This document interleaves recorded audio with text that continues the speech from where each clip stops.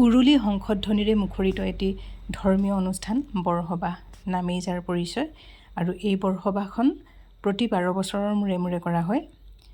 আৰু এয়া ক'ত কৰা হয় আপোনালোকক জনাই আছোঁ। আমাৰ তিনিচুকীয়া জিলাৰ ডাঙৰীৰ মেগেলা গাঁৱত অৰ্থাৎ মোৰ জন্মগাঁও আৰু আমাৰ পৰিয়ালতে কৰা হয়। আমাৰ পৰিয়ালৰ গোটেইকেইটা 3জন ককাই ভাই আমাৰ 3জন ককাৰ নাতি পুতি পু এই সকলো লগ লাগি এতিয়া প্ৰায় 12টা পৰিয়ালে ইয়াতে বৰসবাহ কৰা হৈছে। আৰু প্ৰস্তুতি আচলতে বহু দিনৰ। এয়া বৰসবাহত আমাৰ মিঠৈ ব্যৱহাৰ কৰা হয়, পকা মিঠৈ। ইয়াৰ পৰিৱৰ্তে আমাৰ যিকোনো সকামত পকা মিঠৈটো ব্যৱহাৰ কৰা নহয়, কিন্তু বৰসবাহতে কৰা হয়। এয়া পকা মিঠৈ 2 দিনৰ আগতেই বনোৱা হৈছে আৰু এই পকা মিঠৈ বনাবলৈ অহা মানুহক খাবৰ বাবে ধুনীয়াকৈ ভাতৰ যা যোগাৰো কৰা হৈছে। আৰু পৰিয়ালৰ প্ৰত্যেকজন ব্যক্তিয়ে এই সকামখনৰ বাবে ওতঃপ্ৰোতভাৱে জড়িত হৈছে। এয়া আমাৰ ককাইদেউ ভাইটিহঁতে অন্য দিনা হাতত কোৰ ল'বলৈ নাপালেও সময় নাপায়, কিন্তু বৰসবাহৰ প্ৰস্তুতিৰ কাৰণে তেওঁলোকে সকলোৱে ভাগে ভাগে কোৰ কুঠাৰ দা লৈ কামত লাগি গৈছে। আৰু গাঁৱৰ আয়তীসকলে দেখিছেনে, সকলোৱে কোমল চাউল বাচিবলৈ আহিছে, পকা মিঠৈ বনাইছে। এয়া হৈছে আমাৰ উলিয়াই দিয়া জীয়ৰীবিলাকৰ ডাঙৰগৰাকী, এয়া বৰ্তমান উপস্থিত থকা সেয়া হৈছে পেহী। আৰু এয়া প্ৰায় প্ৰস্তুতি শেষ হ'বলৈ হৈছে আৰু প্ৰস্তুতিখিনি কৰি সেই আড়ম্বৰপূৰ্ণ দিনটোৰ এয়া প্ৰথমখিনি কাৰ্যসূচী আৰম্ভ হৈছে। এই বৰসবাহত সকলোৱে এয়া ধুনীয়াকৈ পৰিয়ালৰ প্ৰত্যেকগৰাকী বোৱাৰীয়ে ওতঃপ্ৰোতভাৱে জড়িত হৈছে। তেওঁলোকে এতিয়া পুষ্পমাল্য অৰ্পণ কৰিব আৰু বন্তি প্ৰজ্বলন কৰিব। বৰসবাহত যিহেতু 100 এগছি বন্তি জ্বলোৱা হয়, সকলোৱে জানে এয়া ধুনীয়াকৈ 100 এগছি চাকি জ্বলোৱা হয়। প্ৰত্যেকজন ব্যক্তিয়েই জ্বলায় এই চাকি, পৰিয়ালৰ প্ৰত্যেকজনেই জ্বলায় এখন এখনকৈ চাকি। আৰু তাৰে এয়া কাম কৰি আছে, চাকি জ্বলাইছে তেওঁলোকে উৰুলি ধ্বনিৰে, শংখৰ ধ্বনিৰে মুখৰিত এটা পৰিৱেশত তেওঁলোকে চাকিখিনি 100 এগছি চাকি জ্বলাইছে। এয়া আৰু দেখিবলৈ আচলতে খুবেই সুন্দৰ আৰু ভক্তিভাৱ জাগি উঠা এটা অনুষ্ঠান। আমি আচলতে বৰ আগ্ৰহেৰে এই দিনটো বাট চাই ৰওঁ। মই কলেজত পঢ়ি থকা দিনত 1998ত এই সকামখন পাতিছিল। তাৰ পাছত 11 চনত এবাৰ পাতিছিল। সেই বছৰ অৱশ্যে আমাৰ দদাইদেউ এজন যিদিনা বৰসবাহ আছিল সেইদিনাই ঢুকাইছিল বাবে বৰসবাহখন পাতিব পৰা নগ'ল। তাৰ পাছত তেওঁলোকে থুলমূলীয়াকৈ অনুষ্ঠান এটা কৰি পৰৱৰ্তী বছৰত, তাৰ প্ৰায় এয়া 12 বছৰৰ পাছত পুনৰবাৰ এয়া বৰসবাহ অনুষ্ঠিত কৰিছে আমাৰ পৰিয়ালটোৱে। আৰু কোমল চাউল, যিহেতু বৰসবাহত কোমল চাউল দিয়া হয়, কোমল চাউলৰ জলপান, দৈ এনেকৈ দিয়া হয়। আৰু এই দৈ, কোমল চাউল এইবিলাক আচলতে পটুৱা বা কল ডুঙত দিয়া হয়। ডুঙৰ পটুৱা সাজি ধুনীয়াকৈ বনাই দিয়া হয়, পৰম্পৰাই। আৰু এইটো তেনেকৈ এইখিনিও কৰা হৈছে। আৰু প্ৰত্যেকজন ভকতকে এয়া হাত ধুৱাই দিয়া হৈছে খোৱাৰ আগে আগে।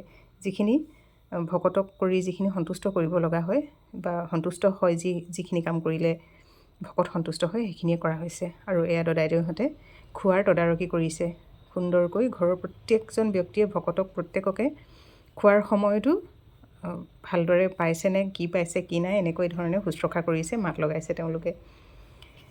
আৰু এইখিনি আমি ভিডিঅ' ইয়াৰ পাছৰ 12 বছৰত আকৌ কৰিব, যিহেতু আমাৰ নতুন প্ৰজন্মই, আমাৰ উত্তৰ পুৰুষসকলে কৰিব, আমাৰ সৰু সৰু ভাইটিহঁতে ভতিজাহঁতে। গতিকে এইখিনি আমি অলপ ভিডিঅ' কৰি সংৰক্ষণ কৰি ৰাখিছোঁ।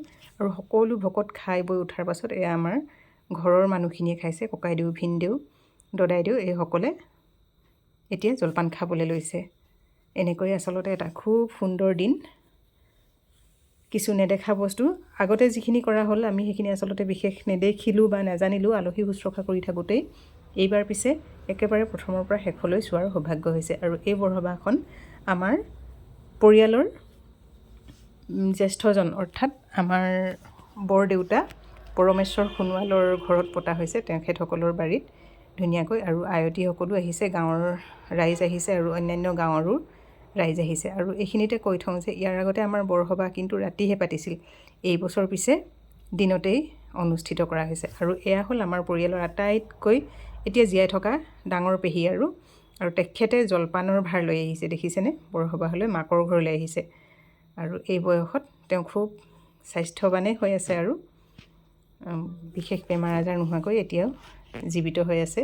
আৰু এনেকৈ অহা দেখিলে জীয়ৰী যিহেতু ভাৰ লৈ আহিছে মাকৰ ঘৰলৈ, দেখিয়ে ভাল লগা কথা নহয়নে? আৰু শেষত এয়া পৰিয়ালৰ সকলোৱে সেৱা কৰাৰ সময় আহি পৰিল। বৰসবাহৰ গোটেইখিনি নীতি নিয়ম কৰি শেষত এয়া পৰিয়ালৰ সকলোৱে সেৱা কৰিছে আৰু ৰভাতল একেবাৰে ভৰি পৰিছে। আৰু শেষত এয়া দেখিছেনে লক্ষ্মী নিয়াৰ নিয়ম। প্ৰত্যেকটো পৰিয়ালে ইয়াৰ পৰা একোখনকৈ চাকি আৰু লক্ষ্মী ধুনীয়াকৈ এনেকৈ নিব আৰু নি তেওঁলোকে ভঁৰালত ৰাখিব। প্ৰত্যেকটো পৰিয়ালেই ইয়াৰ পৰা লক্ষ্মী নিব, এনেদৰে ধুনীয়াকৈ ভঁৰালত থ'বগৈ।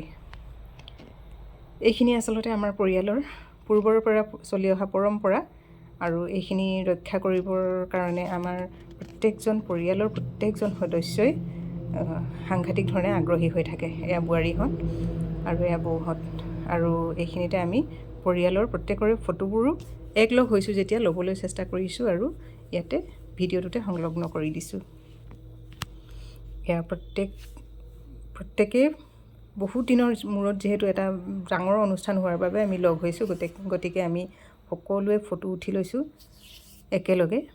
আৰু আমাৰ এই লাৰাঙী পৰিয়ালৰ সোণোৱাল কছাৰীসকলৰ পৰিয়াল বুলি ক'লে বহুতে জানে বাৰু। লাৰাঙী পৰিয়ালৰ বা বোৱাৰী, পু, দদাইদেউ, ভিনদেউ, ককাইদেউ এনেকৈ ধৰণৰ গোটেই পৰিয়ালৰ সকলোৱে একলগ হৈ ফটো তুলিবলৈ চেষ্টা কৰিছিলোঁ। আৰু এনেকৈ এইখিনি সময়ৰ সোঁতত যাতে হেৰাই নাযায় তাৰ বাবে ব্যৱস্থা কৰি এনেকৈ আমি মাত্ৰ এটা চিন হিচাপে ৰাখি যাব খুজিছিলোঁ। আৰু আমি এয়া উলিয়াই দিয়া ছোৱালীবিলাক যেতিয়া লগ হ'লোঁ, বহুত বছৰৰ মূৰত আমি চবেই লগ হৈছোঁ, আমাৰ আনন্দৰ সীমা নাই। আমি বিশেষ কামেই নকৰিলোঁ, কিন্তু কেৱল হাঁহি আৰু হাঁহি ফূৰ্তি, দেখিছেনে বাৰু? আচলতে বহুদিনৰ মূৰত আমি উলিয়াই দিয়া ছোৱালীবিলাকে লগ হৈ বৰ এটি সাংঘাতিক ধৰণৰ সুন্দৰ সময় পাৰ কৰিলোঁ। বৰ ভাল লাগিল আৰু হাঁহি আমাৰ যেন শেষেই নহ'ব।